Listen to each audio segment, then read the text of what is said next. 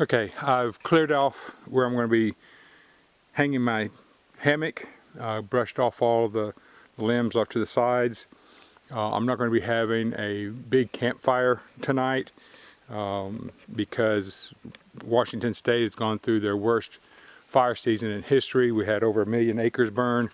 But I will be doing some small campfire with the items that I have, and I'll show you that later.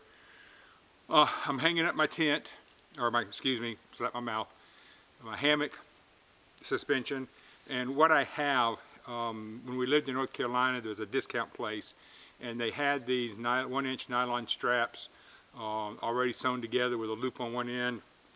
When I went to the West Marine to buy my am steel to make my whoopee slings, which I'll be putting up tonight and testing those out.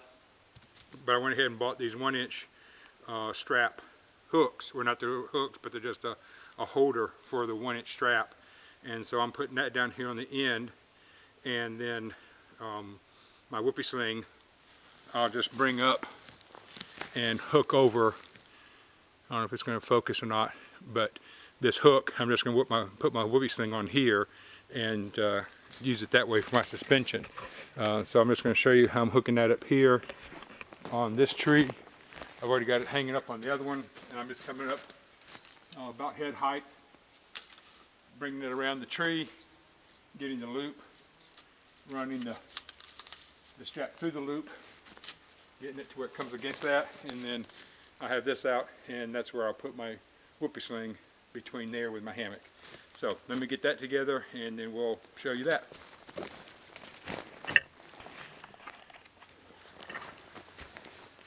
All right, here's my tent,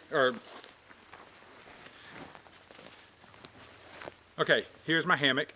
It is just one of the cheap Walmart hammocks. Since I'm just getting into it, I don't know if I was going to like it. I just went ahead with a cheap one, and then I've got material, some non-rip material that I have to make my own later on if I keep going with it. Modifications to this, I've made my own whoopee slings, and then I have a fixed ridge line that I made for that. I might mess with that tomorrow depending on how I sleep tonight. Somebody had just said to make a adjustable ridge line, so I might do that. And then I have straps to go on the end to connect up here. So let me get this out. I have made,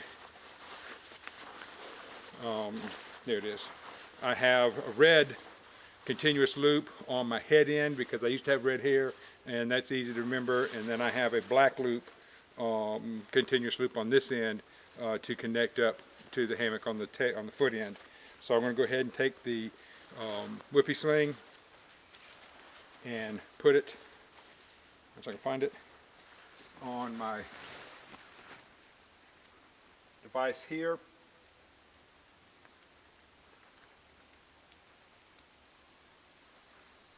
And hang it from the loop, and then come back over this way. I'm by myself, so I have to do my own camera work. And being in the bag,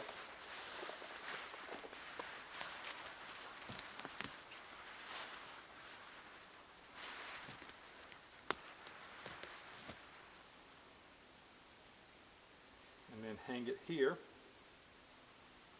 on that clip, and there it is. And so now I'm going to adjust it. I might have to adjust these. Yeah, let me do that.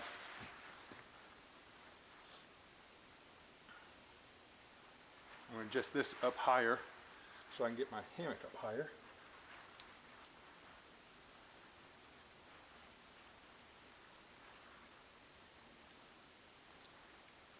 This is a beautiful area up here behind Mount Spokane. There are what appears to be elk in this area. I have seen elk droppings.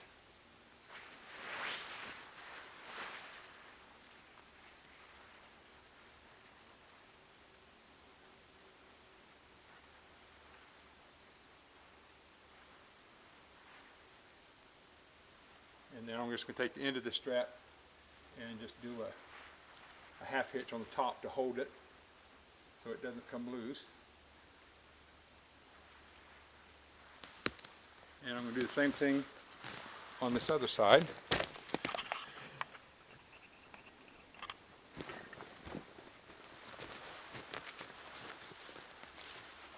And again, all I'm doing is just moving this buckle, 1-inch webbing buckle, farther up.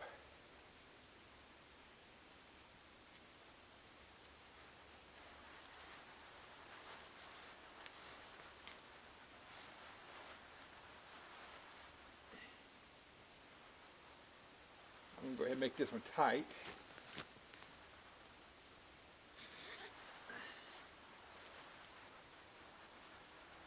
And again, just put a half hitch on it to hold it.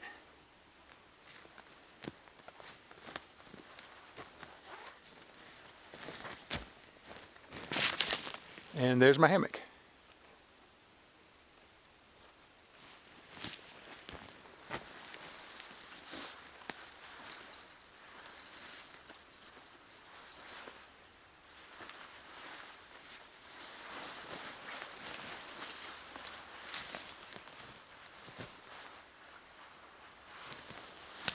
Flipped and turned right.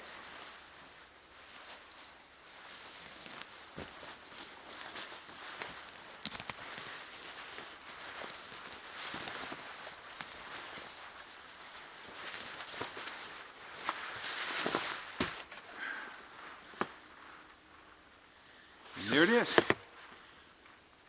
Make some little adjustments to it, and I'll get back with you.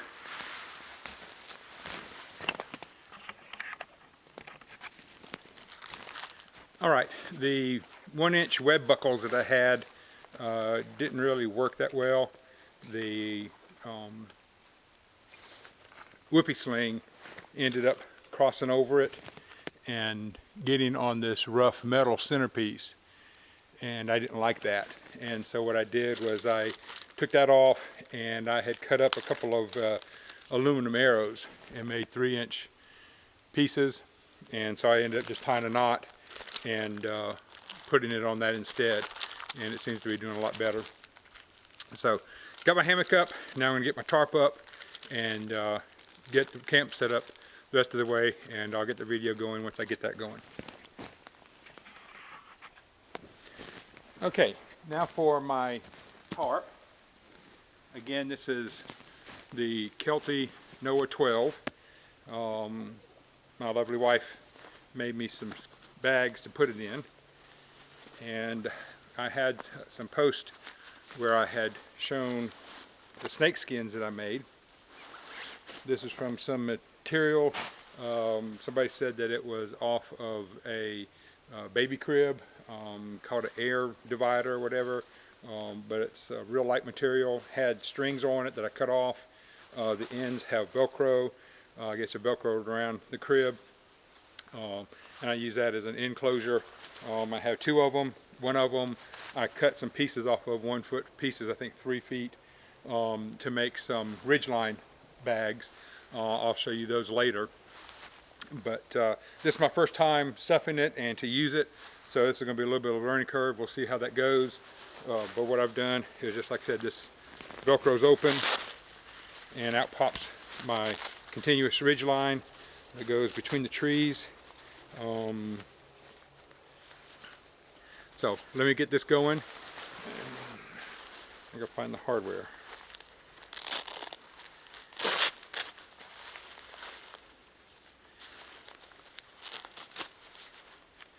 All right, here's the one on this end. Has just a loop with a carabiner on it, a small cheap carabiner. I'm going to put it around the tree and then hook it back onto itself. And then the other side, I'll show you what I've got on that end.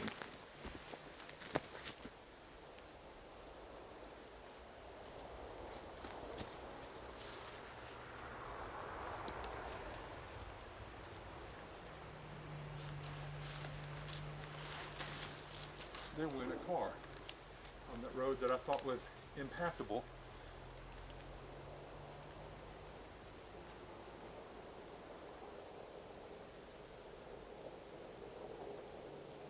appears to be an open road.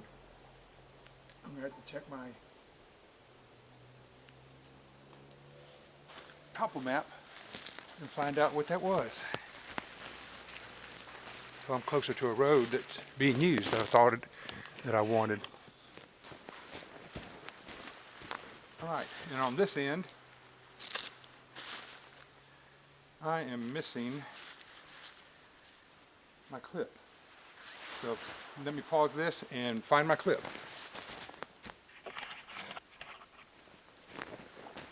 Okay, so come over to my second tree.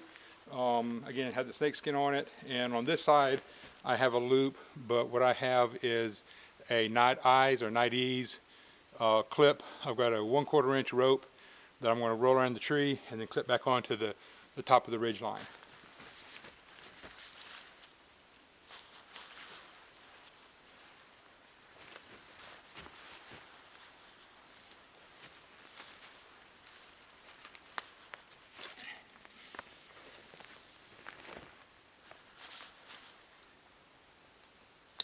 And then with this night ease, I can pull it tight, nice and tight, and then it's got a clip on this side that hooks onto the rope, and then there it is. And I always like to put just a little half hitch on it to hold it in place. And then my snake skins, again, the way they're set up, there's Velcro in the middle, and so all I gotta do is undo that, and pull my snake skin off, pull my snake skin off, and there's my tarp, and it's not centered, and being that it's got the contiguous loop on it, all I've got to do is just tug on it and move it this way. All I got to do is tug on it and move it that way. For some reason it's not working.